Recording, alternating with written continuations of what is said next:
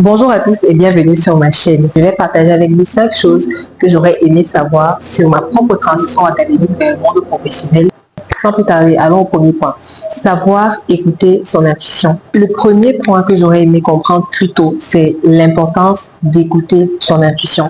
On parle très souvent de la logique dans tout ce qu'on fait dans nos choix professionnels, mais véritablement, notre intuition, c'est notre premier guide. Alors, je ne suis pas en train de vouloir nous pousser à mettre de côté ce qu'on pourra faire de manière rationnelle, pouvoir trouver un emploi, mais véritablement ce petit guide qui est présent en chacun d'entre nous pousse à prendre de meilleures décisions. À titre personnel, j'ai très souvent eu des intuitions sur des opportunités professionnelles ou des décisions à prendre, même dans le cadre professionnel, et c'était par peur ou par doute que je ne suivais pas forcément mon intuition.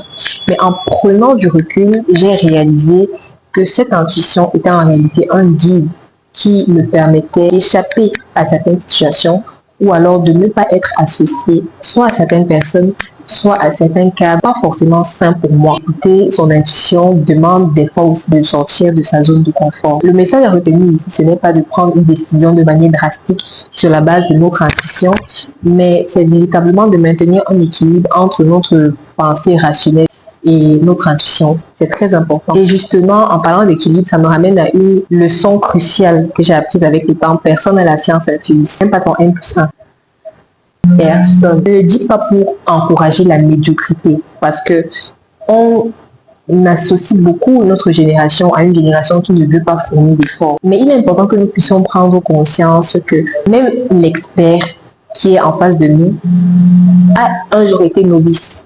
Donc si aujourd'hui on a une opportunité et on ne se sent pas forcément prêt à se lancer, ce n'est pas parce que nous sommes sur internet qu'on va parler en parabole. Si ton oncle ou ta tante ou un membre de ton réseau te propose une opportunité, que tu as des compétences pour cette opportunité, mais que tu te sous-estimes à un tel point où tu te dis que tu ne peux pas forcément être dans tel ou tel cadre, parce que ce sont des personnes qui, entre guillemets, sont trop intelligentes, qui intègrent ces cadres-là. Tu vas passer à côté d'une opportunité, tu vas même passer à côté de l'opportunité d'apprendre. Tout expert, un jour, a été novice. Ça, c'est une phrase que mon ex-employeur me disait toujours. Je ne suis pas expert dans mon domaine. Je ne peux pas me lever un matin et penser que le projet pour lequel je suis chef de projet, je vais être ça. Non. Non. Revenons un peu, parce que ça faisait un peu trop motivational, Revenons un peu sur le sujet. Je pense que c'est important aujourd'hui en tant que personne de la Gen Z qu'on puisse réaliser déjà que personne n'a la science infuse, qu'on ne prenne pas ce point-là comme un élément pour s'enfoncer dans la médiocrité. Le plus important, c'est d'être curieux, de se former en continu.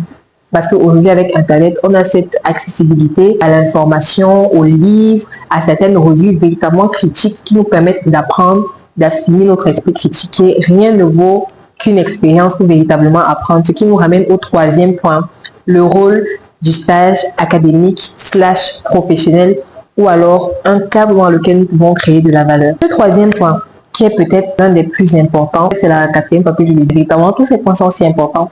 Bref. Alors, pour rappel, créer de la valeur dans le cadre de la transition académique vers le monde professionnel signifie faire ou apporter quelque chose de concret et d'utile dans le réel projet pour pouvoir avoir de l'expérience, oui, mais aussi afin de se démarquer et de s'intégrer plus facilement dans le monde du travail. Je vous invite à regarder la vidéo où je parlais de la création de la valeur. Qu'est-ce que c'est? Dans quel cadre on peut créer de la valeur en tant qu'étudiant en fin de parcours pour mieux gérer sa transition académique vers le monde professionnel? En réalité, ces cadres sont de véritables accélérateurs. Mon premier vrai contact avec un cadre où je peux créer de la valeur, c'était à travers l'extrascolaire. Ensuite, j'ai eu l'opportunité d'effectuer un stage professionnel au sein d'une entreprise et à travers ces différentes missions que l'on m'avait confiées, c'est-à-dire à la fois dans le volet extrascolaire quand j'étais encore étudiante et dans le volet professionnel, ces petites missions-là m'ont véritablement ouvert les yeux sur 3 points clés. Déjà, apprendre à gérer ses responsabilités ou à être responsable. Déjà, c'est un point que j'ai cité dans le cadre de la création de la valeur, mais je vais le répéter parce que c'est très important. Apprendre à bâtir son réseau, surtout dans le cadre professionnel dans lequel nous sommes, qui est assez délicat. Troisième point qui est important après la gestion des responsabilités et du réseau, c'est aussi le fait d'apprendre à résoudre des problèmes réels.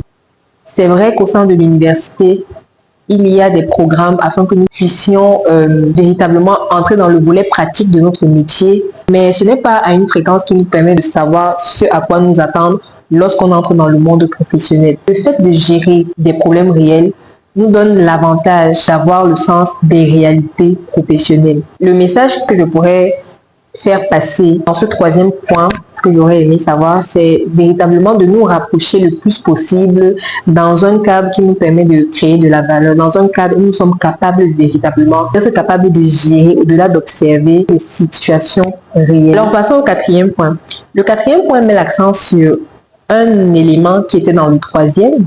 Le quatrième point parle donc de notre entourage, comme notre réseau professionnel, mais attention, notre réseau émotionnel aussi. Je m'explique. Il y a deux aspects ici dont nous devons prendre conscience. Le premier, c'est que notre entourage est véritablement notre support émotionnel par défaut. On est bien d'accord que si on n'a pas confiance en nous-mêmes, notre ami passe du temps à nous donner des paroles valorisantes.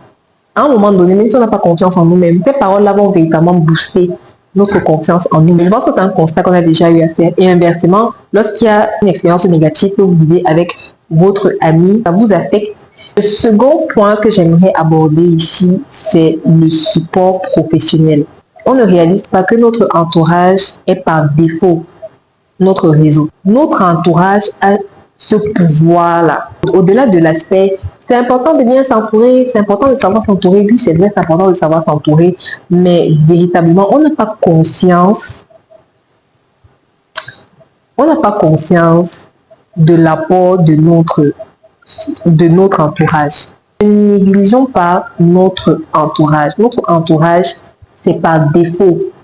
Excusez-moi si j'ai ces signes de maîtresse, mais c'est juste que j'ai l'impression qu'il faut même qu'on nous pince les oreilles. Vraiment, essayons d'avoir de meilleurs rapports entre nous. Et on verra qu'il y a beaucoup de choses qui seront facilitées. Vous ne voyez pas, par exemple, dans certaines de nos familles, tu constates que le papa a un problème. Il va te dire qu'il a son ami qui peut lui résoudre tel ou tel problème. Mais il a son ancienne camarade parce qu'ils ont gardé de bons rapports. Ils ne sont pas obligés de s'appeler tous les jours, mais ils ont quand même gardé de bons rapports. Notre génération, c'est... Parfois, les meilleures opportunités viennent de ceux que nous connaissons déjà. C'est important de le dire. Sauf dans le cas de notre génération 6. Apprenons à nouer de bonnes relations, des relations saines. C'est vrai, il y a des relations qui sont toxiques.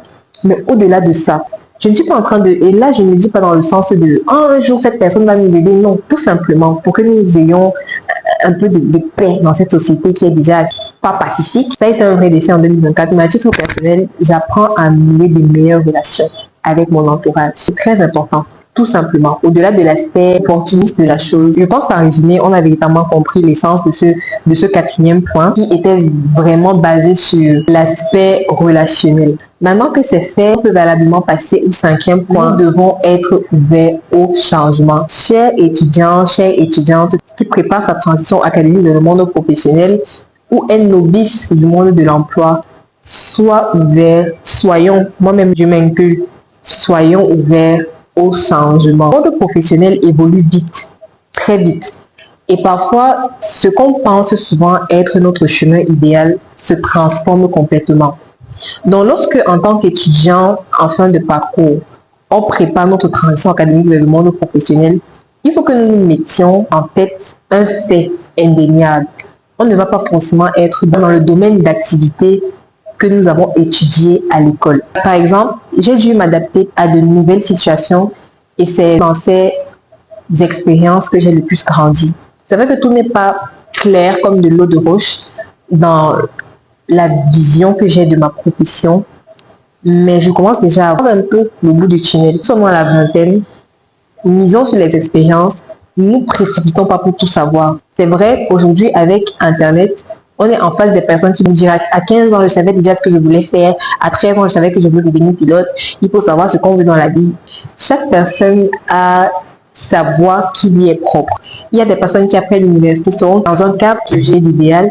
Il y a d'autres personnes qui devront passer par plusieurs petites expériences où elles vont petit à petit apprendre à savoir ce qu'elles veulent réellement avant de commencer à bâtir une carrière dans un domaine spécifique. Le message dans ce dernier point, c'est de ne pas rester fixe dans l'idée que nous nous faisons de notre avenir professionnel, mais c'est d'être ouvert au changement et être prêt des fois à piloter, d'avoir de l'expérience dans un cadre qui est autre. Ne nous précipitons pas.